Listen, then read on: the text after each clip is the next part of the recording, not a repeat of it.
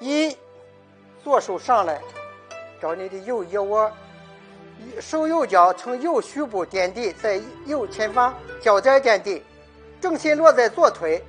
下一个动作呢，就是变掌，掌背朝前往外捧，右肘呢画一个下弧线，挂出去，右拳拳心朝后往后挂，左掌呢往前捧，捧着不要伸直这个胳膊哈，不要伸直，挂，挂着，是吧？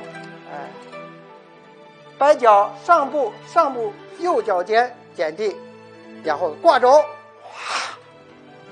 松腰松胯，气沉丹田，脚尖点地，立身正正。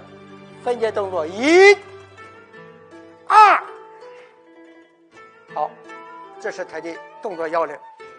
那么他的应法呢，只要是对方单手拿着你的手了，往后翻过来，往后再一挂，他就受不了了。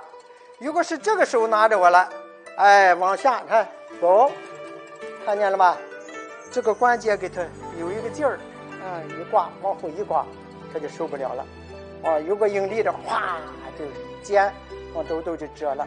如果是对方是拿着你的双背的时候，也是一样，倒挂，是吧？看见了吗？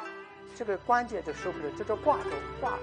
只要得机得势，你就运用，一拧腰一下沉，腰胯，就我们所有的动作都是缠丝，都是画圈，不是圈就是弧线，画一个弧线，都是弧线，叫挂肘。我可以一个人扭我的胳膊了，也是挂肘，也可以挂肘。如果顺着对方一扭挂，这都是一样的，一挂就挂坏了，很自然，很顺，都是顺着对方走。